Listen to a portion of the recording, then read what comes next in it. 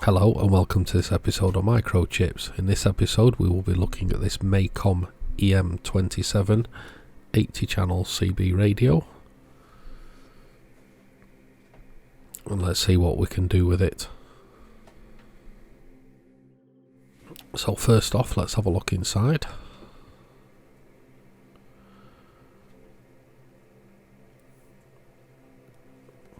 Looks like the original warranty seals have already been broken.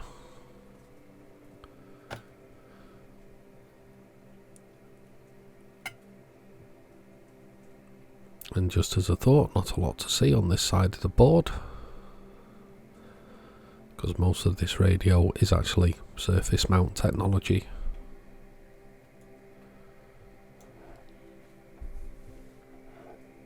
Let's have a look at the component side.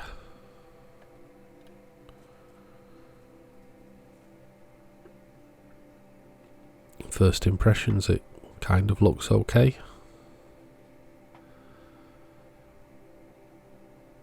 But under first inspection, I can immediately see something is not quite right with this capacitor.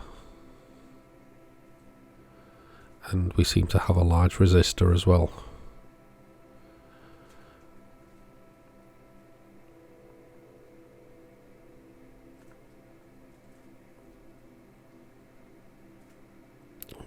Putting some power into this radio.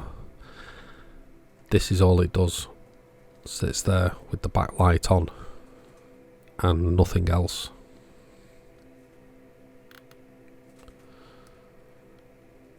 So we have a fault.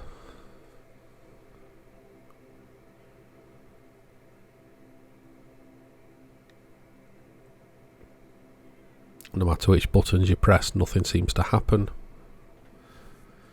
So we've definitely got something wrong. And if you look at that capacitor, it has got a very bulged top. So I don't think that capacitor's in very good health.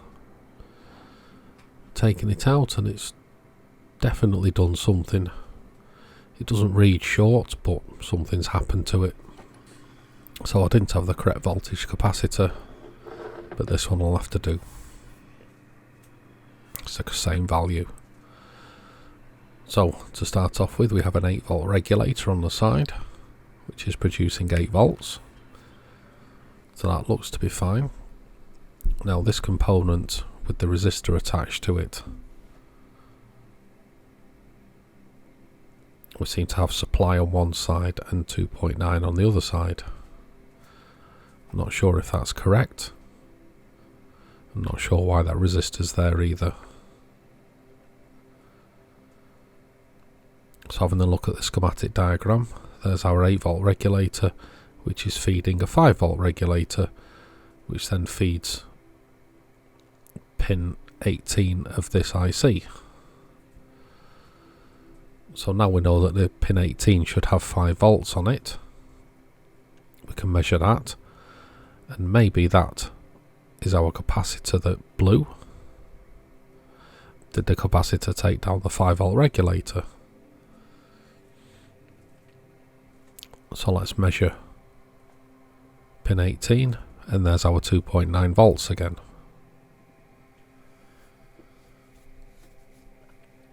So maybe that's our fault. Maybe we have no 5 volts.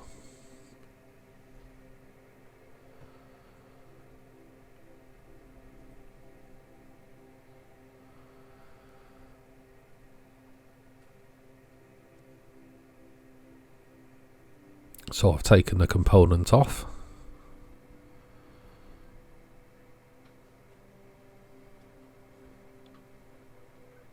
I've still got that resistor sat there, but it does actually look like it's bridging out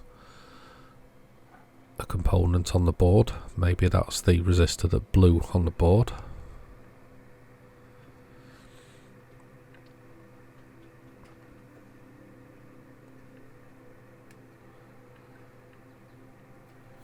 So we have supply one side, nothing on the other side. So what I'm going to do is I'm going to inject 5 volts in from my power supply. and the radio comes on. So we know for definite that component is a 5-volt regulator.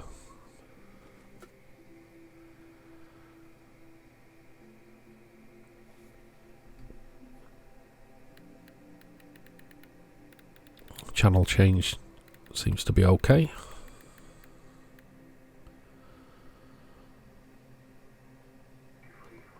So what I've done is I've found myself a larger 7805 regulator. I've connected the 10 ohm resistor to it. We've bolted it to the side of the radio. And there we have it connected into place. Next to the 8-volt regulator. And I've also taken the backup battery out as well, because it looks like somebody's done some work on that.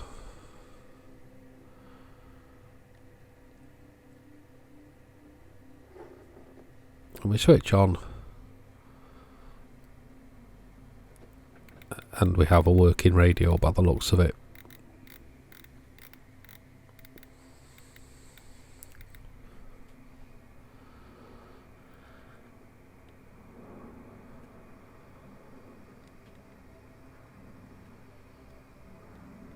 Buttons seem to be working, so I think that was our fault.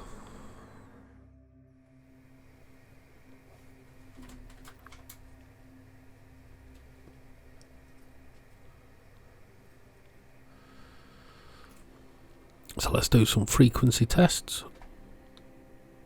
I've also switched one of the lights around as well, so now the light is uniform on the display, because the middle light was out and I really didn't want to convert it to LED. It was easier just to switch one of the lights from behind one of the control knobs.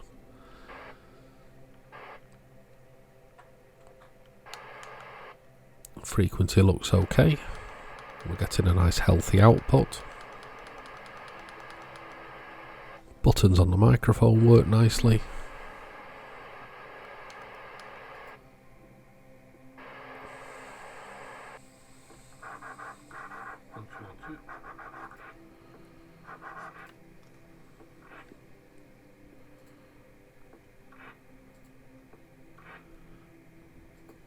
I did actually think this was a Roger bleep, but it's not. It's a bleep for the buttons. It's been a long time since I've had one of these radios.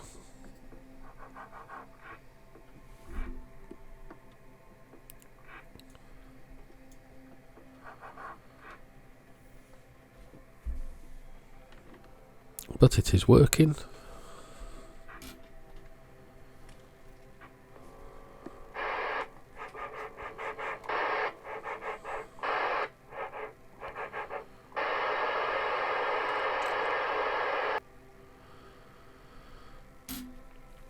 So what can we do to this radio? Well, there is a stealth modification that we can do, which requires the removal of a couple of these components and linking out some other traces. So I've already removed the two components on the pads.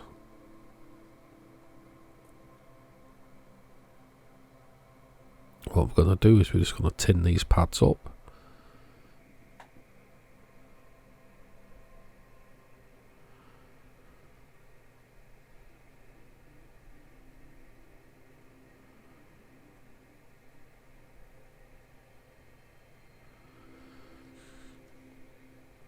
And then we're going to put a wire link across.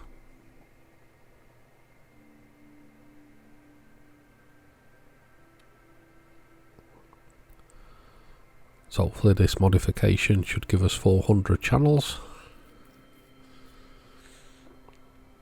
By pressing a button on power up and then power cycling it returns it back to standard.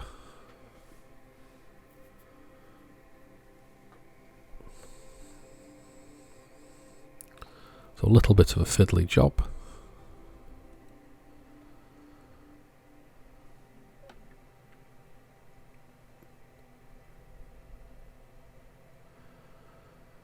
Nice steady hand and a fine soldering iron tip for this.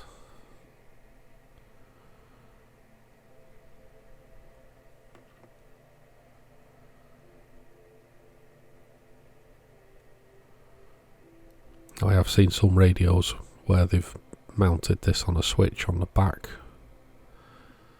maybe not connected to the same points.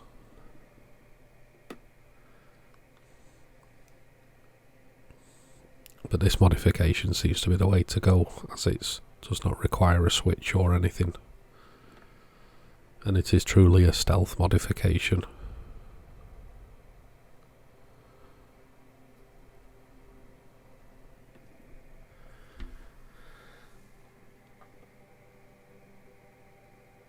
So there's our connections bridged. Then we're going to refit the backup battery.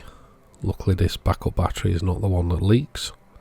Looks like it's the super cap.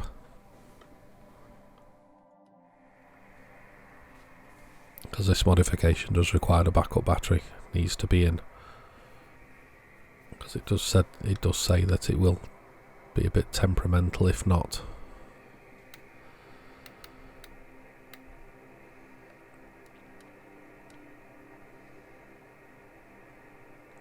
So there's our UK and EU working perfectly. Power it off, hold M4. And now you can see we have a band select. And this takes us all the way from 25 to 30 megahertz. But I doubt it's going to work on the extremities due to VCO limitations.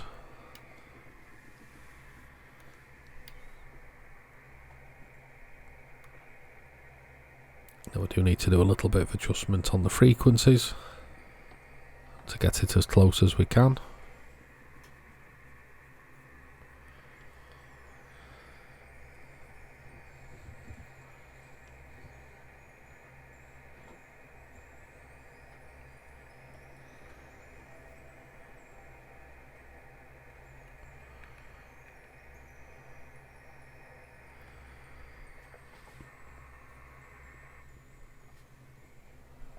So that's pretty close.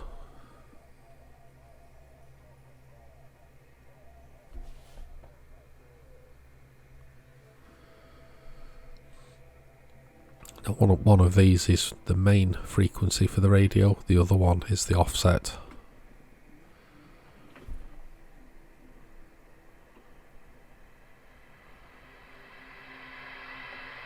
Now we're just having a look at the receive signal with my RF generator.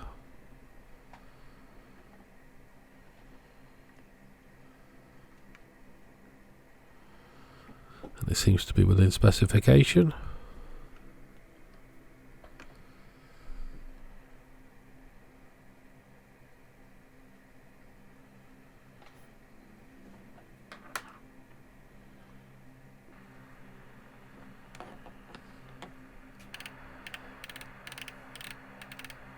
So there we have it, a fully working Maycom EM-27 with a stealth modification fitted to it.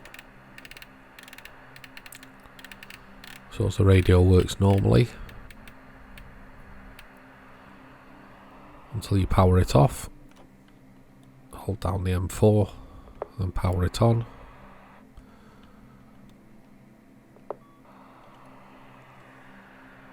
And then using the UK and EU select, we can then go through the bands.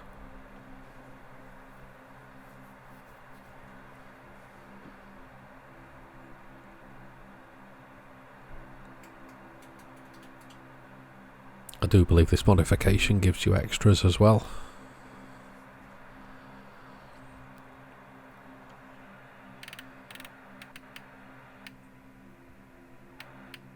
There we have it, it's working nicely.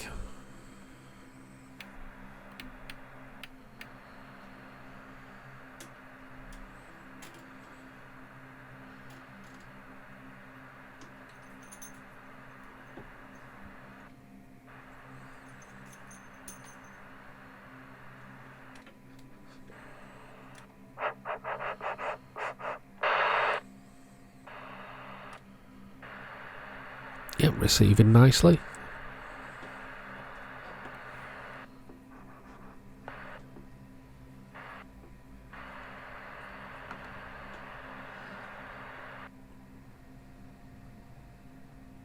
So there we have it, a faulty Maycom EM-27 that we brought back from death. So it looks like the 5V regulator had failed. Had the 5V regulator failed because of that capacitor? Who knows, but it's surely a suspect. But doing a little bit of reading, sometimes plugging an incorrect microphone can see the regulator off as well. But hopefully that shouldn't happen in the future due to our upgraded 5V regulator. But anyway, another radio saved from the scrap pile. Hope you enjoyed the video. Thanks for watching. Don't forget to like, subscribe, and we'll see you in the next video.